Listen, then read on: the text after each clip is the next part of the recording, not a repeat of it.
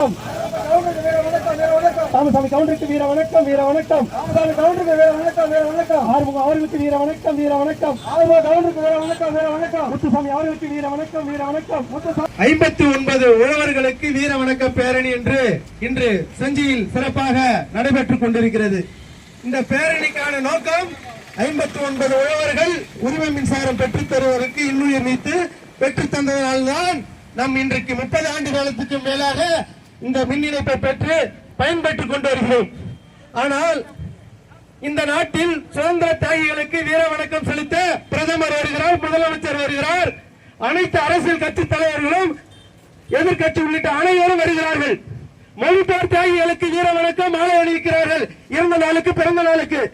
ஆனால் இடஒதுக்கீடு போராளிகளுக்கு வீர வணக்கம் செலுத்த இந்த அரசியல் கட்சிகள் இந்த அனைத்து அதிகார வர்க்கமும் ஒன்று கூடுகிறது. இந்த உழவர்களுக்காக 59 உழவர்களை இன்னுயிர் நீத்து வாங்கி தந்த இந்த மின்சாரத்திற்கு 1970 உயிரிட்டோம் விவசாயி. அன்னையிலிருந்து இன்னைக்கு 55 ஆண்டு ஆகுது. எந்த அரசியல் கட்சியாவது இந்த உழவர்களுக்கு வீர வணக்கம் செலுத்துகிற நிகழ்வுல ஒரு மாலை எடுத்து வந்து போட்டானா என்பதை சிந்தித்து பார்க்க வேண்டும். நம்மளுடைய இந்த தமிழகத்தில் 6 கோடி வாக்காளர்கள் இருக்கிறோம்.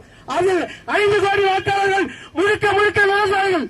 ஆனால் நம்முடைய வாக்கை சுரண்டுகின்ற இந்த அரசியல் கட்சிகள், எந்த அரசியல் கட்சி, ஆளுங்கட்சி எதிர்கட்சி, இன்றைக்கு தமிழகத்திலே 150 அரசியல் கட்சிகள் இருக்கிறது. எந்த கட்சி உழவனுக்காக வீர வணக்கம் செலுத்த வருகிறது, மாலை அணிவிக்க வருகிறது என்பதை எல்லாம் நாம் சிந்தித்து பார்க்க வேண்டும். விவசாயிகளே, நம் உரிமைக்காக நாம் தான் போராட வேண்டும். நாம் வாழ வேண்டும் என்றாலும் நாம் போராட வேண்டும். நெல்லுக்கு விலை என்றாலும் நாம் தான் போராட வேண்டும். நேற்றைக்கு கள்ளக்குறிச்சியில் ஒரு விவசாயி இருக்கிறார், நாம் தான் போராட வேண்டும். திருப்பூரில் 4 விவசாயிகள் படுகொலை செய்யப்பட்டார்கள், அவர்களுக்கும் நாம் தான் போராடுகிறோம். அப்போ இந்த நாட்டை நம்ம வாக்கை சுரண்டுகின்ற இந்த அரசியல்வாதிகள் என்ன செய்து கொண்டிருக்கிறார்கள்?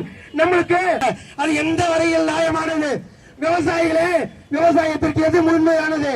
தண்ணி. அந்த தண்ணிக்கு வரி போட்டா நம்மளால கட்ட முடியுமா? ஏற்கனவே மின்சாரத்துக்கு மீட்டர் வச்சுக்கிறாங்க, அதை தடுத்து நிறுத்தினா யாரால முடியும்? நம்ம விவசாயிகள் அனைவரும் இந்த மாவட்டத்தில் 1,05,000 விவசாயிகள் பலன் பெற்று வருகிறார்கள். மாதத்துக்கு 10,000 ரூபாய் கட்டணமே இல்லாத வருகிறார்கள். ஆனால் இந்த பேரணிக்கு எத்தனை பேர் வந்திருக்கிறார்கள் என்பதை சிந்தித்து பார்க்க வேண்டும். துப்பாக்கி குண்டுகளை ஏந்தி அங்க உயிர மரணம் அடைஞ்சாங்க. அவர்களுக்கு மத்தியில நாம எல்லாம் எப்படி இருக்கணும்? அந்த 59 பேராலதான் இன்னைக்கு தமிழ்நாடு முழுக்க 23 லட்சம் பேர் இன்னைக்கு இலவச மின் இணைப்பை பயன்படுத்துறோம். அப்ப நாம ஒவ்வொரு போராளிகளும் உருவானால் இந்த அரசியல் என்ற மட்டும் இல்ல, இந்த உலகத்தையே திரும்பி பார்க்கக்கூடிய சக்தியாக இந்த நாட்டில் விவசாய சங்கம் தான் இருக்கும் என்பதை மறுக்க முடியுமா?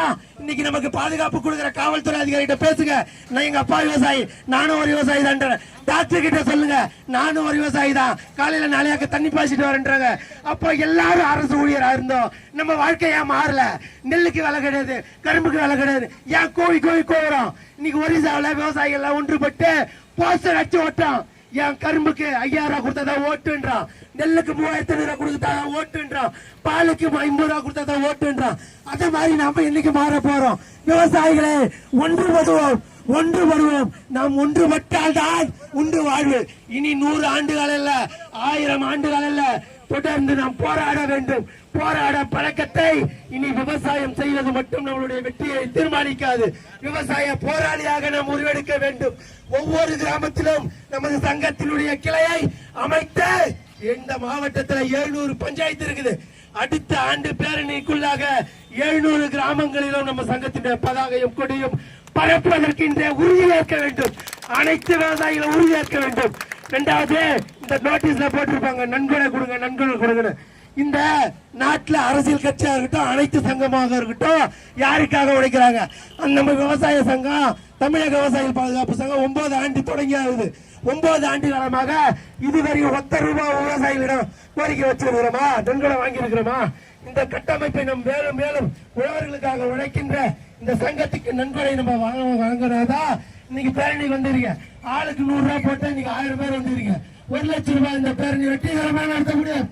ஆனா நிர்வாகியே இந்த மாவட்டத்தில் 5 ஆண்டுகள் தொடர்ந்து தன்னுடைய உடல் உழைப்பையோ பொருளாதாரத்தையோ பெட்ரோலையோ தினந்திரம் புரண்டி கொண்டு உங்களுடைய வாழ்வாதாரத்திற்காக நாங்கள் உழைத்துக் கொண்டிருக்கிறோம். நீங்களும் ஒரு போராளிகள் தான். இந்த போராட்டத்தின் வழியாக நாம் தெரிவித்துக் கொண்டிருப்பது அனைத்து உழவர்களும் நம்ம ஒன்றிணைக்க வேண்டும். நம்முடைய மாவட்டத்தில் மகளிர் அணி குறைவாக உள்ளார்கள். ஒவ்வொரு கிராமத்திலும் மகளிர் அணி தலைவர் செயலாளர் நாங்கள் கொடுக்கிறோம். அந்த கிளையில் இருக்கிற அந்த அக்கா தங்கைமார்கள்லாம் திரண்டு வர வேண்டும். மகளிர் இணைந்தால் மட்டும்தான் அந்த போராட்டத்துக்கான வெற்றி கிடைக்கும் என்பதை தெரிவித்துக் கொண்டு வாய்ப்பளித்த மீண்டும் ஒரு முறை இங்கே தலைமையேற்று நடத்தி கொண்டிருக்கின்ற அனைத்து உழவர்களுக்கும் மாநில மாவட்ட ஒன்றிய கிளை நிர்வாகிகள் அனைவருக்கும் நான் மீண்டும் ஒரு முறை நன்றி கூறி விடைபெறுகிறேன். நன்றி, வணக்கம்.